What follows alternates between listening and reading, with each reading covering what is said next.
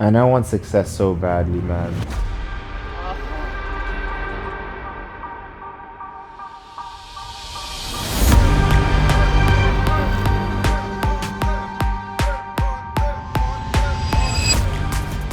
First place. Last one. First place. Good. There's only two pains. The pain of regret and the pain of discipline. Being disciplined is painful, but I'm telling you, the pain of regret is so much worse because there's nothing you can do about that.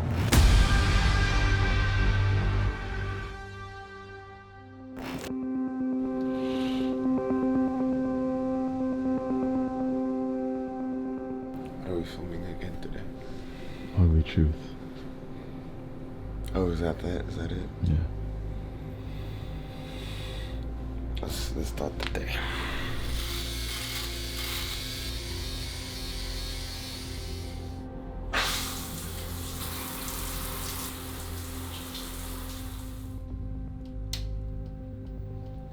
So I just need to send a new client. I'm gonna meet him for the first time.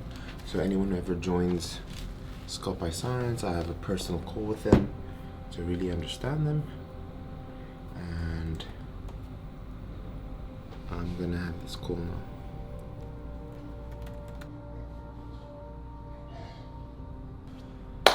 We are a little under 4 weeks out. The ugly truth of being single digit body fat is because your body doesn't have energy, you're always searching for it. And this is how I get my day started. If I really want to get a strong start to the day, you need a cup of water naturally.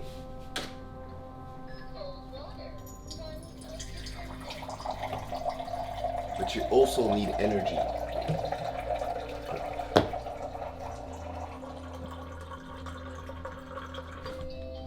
Caffeine first thing in the morning, and then I have this meeting just so I'm awake for that meeting. Another reason for the caffeine is that I'll wake up at least once every night because I'm hungry. Every night. I'll do the melatonin, I'll do magnesium glycinate. So it's good sleep, but I'll wake up because of hunger, and then sometimes I'll be thirsty. So I wake up hungry. Every day you'll wake up hungry with a feeling of hunger, and that's normal at this stage. So the caffeine kind of gets rid of the hunger, it gets your day started. The pre-workout is like a great way to start your day, and then I'll run you guys through like everything else. Another thing is body dysmorphia, but I'll talk a bit about that after.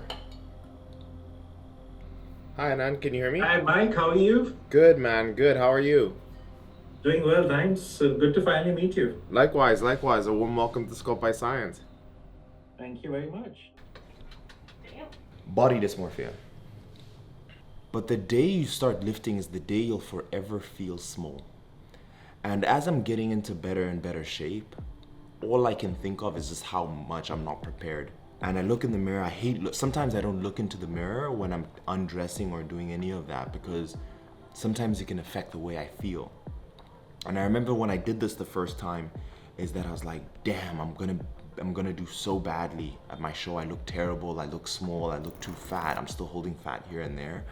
And then I just realized that's just how we are when we're losing weight or we're getting into the best shape of our lives.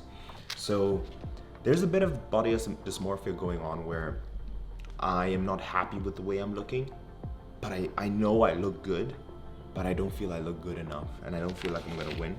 We're 23 days out from competition. And yeah, that's so a bit over 3 weeks out. And it's just playing on my mind, man. Another thing that we do now is you wanna write notes for everything. Cause you're in a lack of calories, it's very easy to forget things. Your brain capacity doesn't function the way it does. So that's that. So we're gonna train. Let me show you guys all the supplements I'm taking. First of all, vitamin D3. This is fantastic for normal energy levels. You just wanna make sure you're getting enough of that with K2. They usually come in pill format. I really love this one. It tastes like oranges.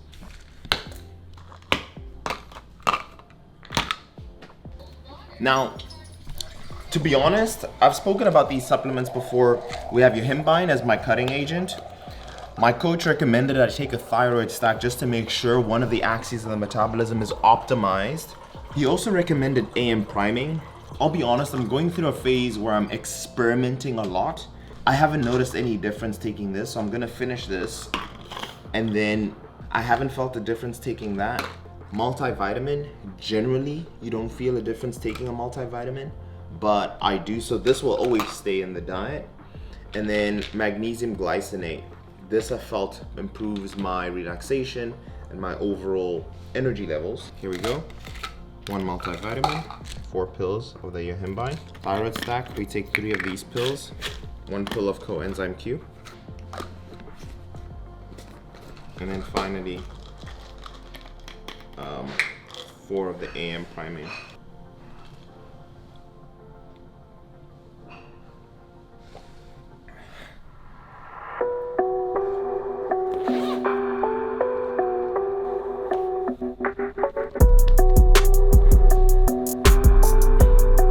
Something that's super important to me, and a lot of the times I forget or not do it, is meditating. The best way I can describe meditating is that it's a bench press for the mind. Every time you do a session of meditation, you improve your strength of the mind. And also research has shown with the benefits, the actual brain function benefits of meditating. But what I felt for me is that there's so many ideas, thoughts, things I need to remember that come through my mind. This can pique your anxiety. This can make you feel unorganized. What the meditating does is that it allows me to organize my thoughts for the day and be more level and actually be more conscious and aware. Because what will happen is so many things are happening. Have you ever noticed that you don't know where things are or you forget things really quickly? It's because you're very you don't have a touch to anything, right? Because there's too many things happening. You're not present. So that's what the meditating does. It grounds me and it makes me more present.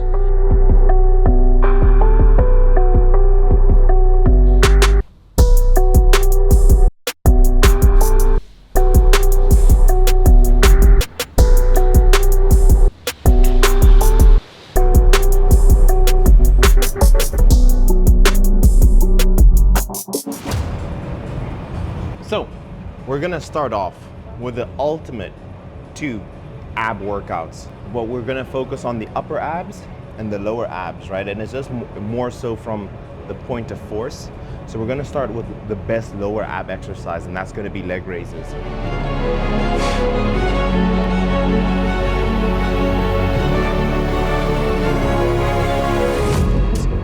Set 1 of 3. And at this stage, abs are very important. You just want to make sure that you're training them really well. We can get blood flowing into our core as well. And we'll do 3 sets of leg raises, and then we'll go into my favorite ab workout for the abs overall. And then for a beginner, if you can't do the extended leg raises, because it gets heavier the more the center of gravity is outwards. The knee raises, because you bring the center of gravity a little bit more inwards. And then even if the knee raises are hard hanging, then the laying leg raises is the easiest.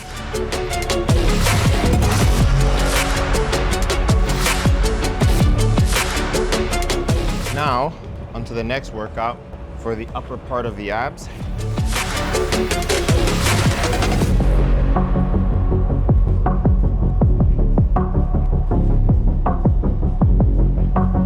Set number 2. Personally, I like using a D handle. It puts my wrist in a favorable position and it feels comfortable, and it allows my head to have more flexibility with placement, right? So you want to create some resistance, get onto your knees, and I personally like keeping the weight here and my head locked. And my main focus is curling, and imagine like I'm trying to break an egg with my chin and curling into my abs, because what we're looking for is spinal flexion. So here we go. And as I go in, I exhale, right, to give my diaphragm more space to create a crunch. So the heavier the crunch, the better. And I'm focusing for my abs, right? We don't want to use my arms. You want to use the abs to cause this curling. 1, 2.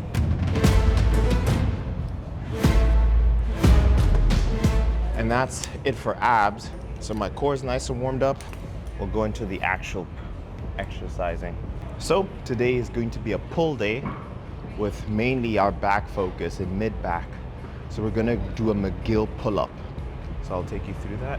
So essentially, a McGill pull-up is very different, where you're focusing in on your sets and not reps. So get this, we're going to do 20 sets of pull-ups and 2 reps per set. So I'm basically gonna do 2 pull-ups, take a break, 2 pull-ups, take a break, until I get to 20 sets.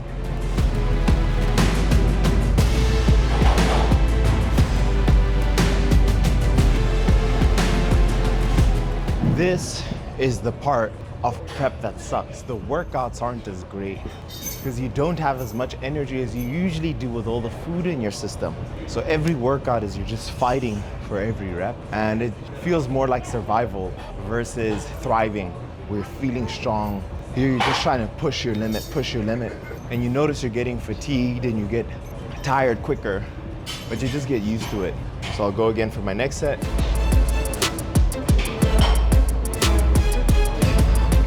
So give it a go, a McGill pull-up, 20 sets with 2 reps. So you do 2 reps, take a break, do that 20 times. And it's nice because you get quality reps out of every rep that you do, because you get to take a break, but it also allows you to overload your lats, which is essentially what you're going for, and it allows you to maintain better form. Now we're onto the dumbbell RDLs.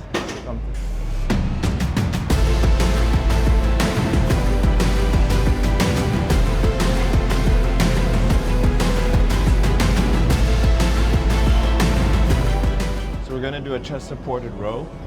What's amazing about the chest supported rows is that it will reduce the strain on your back, on your lower back, still allowing you to put focus in on your mid back. So we're gonna go first set 6 to 9. So I'm gonna pick a heavier weight to do between 6 and 9 reps. And then the second set will be between 10 and 14.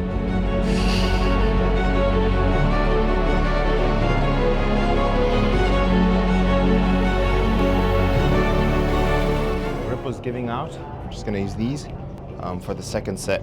And the trick is, when I did my first cut, I just wanted to get the workouts over and done with, right? Because you're tired, you want to go home, the workouts suck, you're not getting a pump. But what I realized in my second cut, third cut, and fourth cut is the big difference is it's easy to cut down, but it's harder to actually maintain your muscle mass. So you need to maintain the mindset of, I need to get stronger and maintain my strength. So you don't want to see your weights come down too quickly. You want to fight for the weights because it will give you more muscle mass and it'll make you look leaner, right? At a lower body fat percentage. So if 2 people at 20%, if you have 10 pounds more muscle mass on your frame, you look so much different, so much more different. So that's why it's super important. Emphasize on your form and emphasize on your strength. So I'm gonna go again on these 40s and try and hit 10 reps. And if I fail, I'm happy with that, but I'm gonna push for it.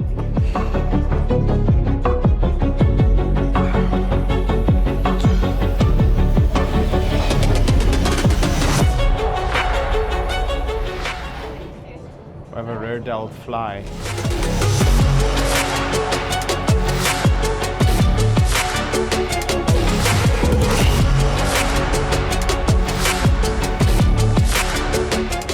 The longer you take to get here, the more sustainable it is, because you don't deal with the severe side effects of being in a deficit. Example, if I start at 3,000 calories and every week I cut 200 calories, the hunger, the tiredness, the change, the delta is too aggressive. So your body doesn't really get to adapt in terms of your eating patterns, hunger levels, energy levels. So that makes it unsustainable. But let's say you took a whole year to get here. You were just dropping 50 calories a week, 100 calories. It'd feel more like a marathon, but you wouldn't feel like you're in a deficit really, because you're giving your body enough time to adapt. When I was competing or supposed to compete in October, it sucked. But when we moved it to February, it was a blessing because it gave me more time and I didn't have to be so aggressive with my body, and my body was more willing to make those adjustments. I'm not feeling like I would be sleeping normally now. So is it sustainable? Yes. and no, just depending on how much time you give your body.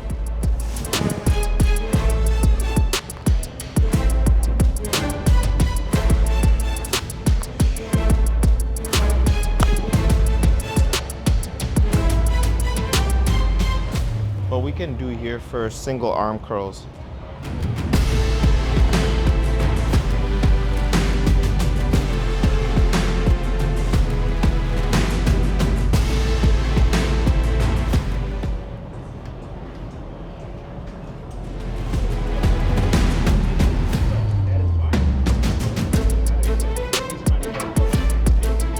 That is a wrap on training. I have cardio to do, 45 minutes, and then I have boxing later, which is what I consider my hit. But I'm doing 2 sessions of that. I did 2 sessions of boxing. Well, this one will be my second, and then I'll do only 1 session from next week onwards. Whew. Yeah, that's the workout. And yeah, as you can tell, like, well, hard for you to tell, but I know when you're on lower carbs, and this is probably the first time I'm eating this many carbs at the stage of prep, it is a lot harder because you don't get a pump as you usually do. You're usually flat. So the workouts aren't enjoyable. You feel you're training, but it doesn't really feel like you're training because you're just feeling like you're moving muscle at this point, but there's no like real proper feeling of contraction, this feeling of strength that you usually get. But that's the workout. I'll catch you guys at home. I'm gonna make a decision if I wanna do cardio here or if I'm gonna do that at home.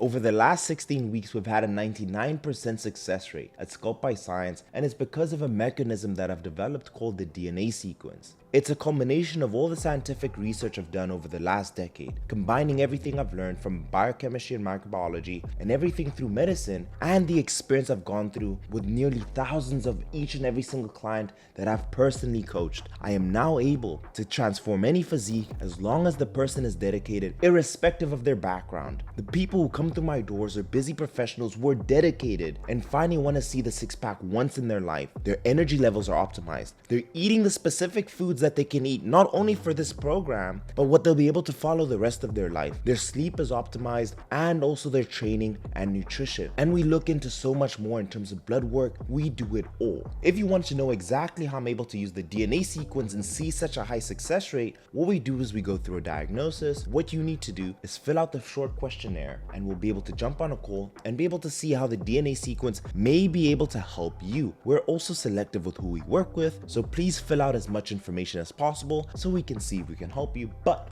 I'll see you in the next step. So I came back. I am going to have caffeine or decaffeinated coffee.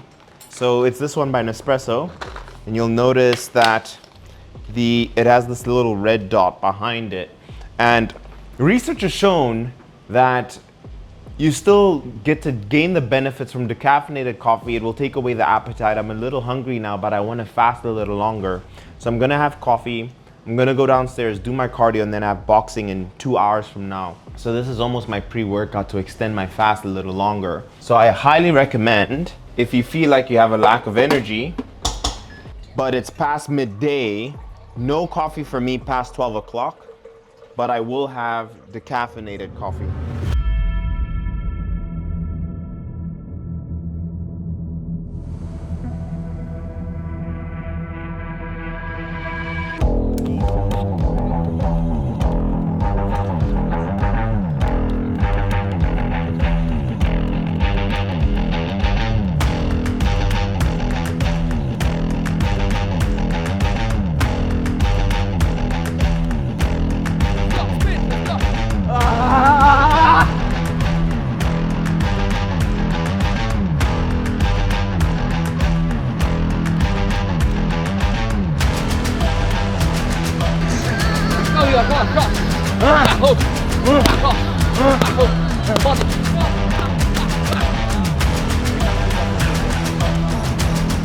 Arnold used to say when he got tired is when he started counting reps.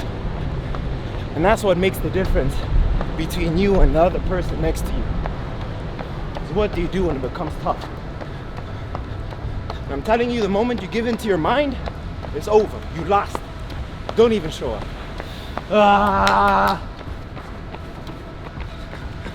One more.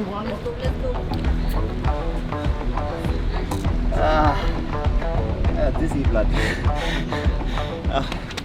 Something no one tells you about getting to single digit is that it does require a lot of cardio. Something I hate that people say, they're like, hey Mike, I want to get lean, I just want to get as lean as you can. And the truth is, most people can't. And the main reason for that is the amount of cardio you need to do. It will vary from person to person. Some people may have a really good metabolism, some people have a really poor one. But for me, I've always realized that I really need about 15,000 steps that I need to do at minimum, and about an hour worth of cardio when I get to the single digits. And I'm trying to get to the 8%, the 7%, the 6%. So there's a lot of cardio you need to do. It's a lot of incline walking. And even though it's not just sprinting and I'm doing stuff like boxing, you will feel the energy zapped from you just because you're always going to be expending more calories than you're consuming. With that being said, there's a lot of wear and tear on your ankles, on your knees, on your joints, my back. So one thing that's really important is recovery. Sleeping really well is very important, because if not, you're gonna wake up the next day broken. Stretching, right? Foam rolling is very important, and I've been getting a weekly massage. And as you guys can tell, I just finished a session of hour boxing, did 1,000 calories. I'm ready to call it a day. And anybody who's competed before knows this feeling where you tap into a dark place and you just need to push through. The advice I give is give yourself time. The more time you give yourself to get leaner, the better it will be for you, for your body, and for your mental state. But something no one talks about is really how much cardio you need to do. You can also opt to do less cardio and just eat less. But I'd rather do more cardio because I find that a little bit more fun, and I can also eat a lot. So it will depend from person to person. I have some clients who are just too busy to do the cardio and they're okay eating less. But the biggest thing is, yes, the diet, but you end up doing quite a lot of cardio.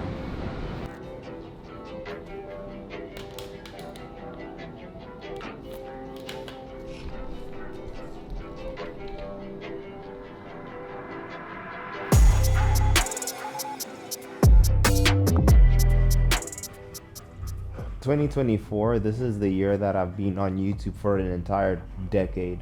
And I want success so badly, man. 2024, this is the year that I've been on YouTube for an entire decade. And I want success so badly, man. I always feel like an underdog.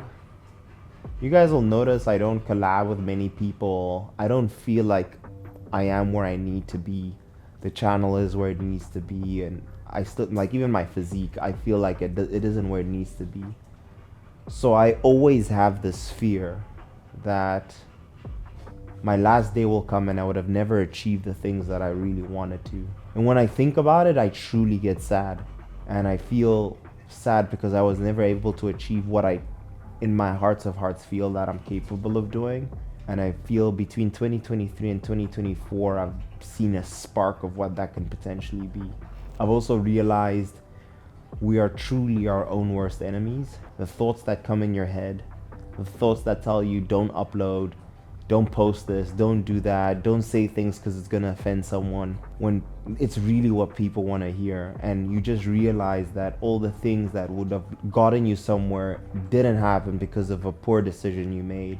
And this is the year I stopped making poor decisions, and this is the year I start taking more risks. So I'm more comfortable if the position of being hated comes, but I'm prepared to, I need to reach where I need to reach before my time comes. And I'm prepared to take my body that way. And say in my heart of hearts, when I step on that stage, to truly say I did everything I could.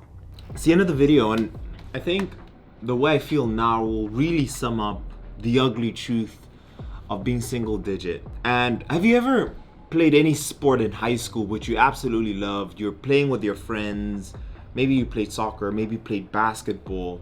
It was really fun when that happens, but when it gets very competitive and it moves from being fun to a job, the sentiment around it really changes. You start feeling the pressure. It's not fun anymore, and there's just so many things on top of that that stimulates more emotion and turns the thing you love to potentially something you hate. Today, I was having a conversation with my wife about moving out for the last 18 days of my competition prep because I want to be in a more controlled environment. And that was a difficult conversation for us because it was literally changing what we love doing, and I was doing that thinking still that it's for the best, so that I can show up the best. So a few things that competition and being lean feels like. Right now I don't feel like I'm ready, although I've had so much time. So I've always learned this in comp: you'll never feel ready. You never feel adequate enough. You don't feel good enough. You never feel that way. You look at your physique, you're very analytical, you're very self-absorbed. You also become very, very selfish because it's all about your diet. It's all about how much time you have to train. It's all about how many steps you have, and you can really not take anyone into consideration, right? Your social life turns to zero. Now, again, I'm not saying about being single digit, because you can be single digit happily on a day-to-day, maybe to get to 9%, but when you make it competitive, when you need to compete against somebody else, there's also the mental aspect where you're trying to push yourself past a certain edge. And that is like the same with any sport.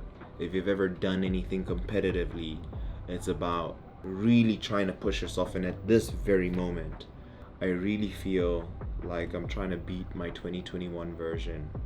And it's very, very difficult to do because I exceeded my own expectations, and I'm trying to do that now. So I'm judging myself every day, and that's where we are, and it's really about here. Today I didn't want to film. There's so many things I don't want to do, but you need to. Today I feel like I took an L, I took a loss, but I know tomorrow's another chance, and I know tomorrow will be better. And it's all about that. It's just about picking yourself up when you get down. This whole prep, my whole motto has been one foot in front of the other, because it's that simple. It's just about putting one foot in front of the other, even when you don't want to. But I'll leave the video here. Let me know in the comments down below if you guys appreciated a more realer video, and yeah, I'll see you guys in the next one. Cheers.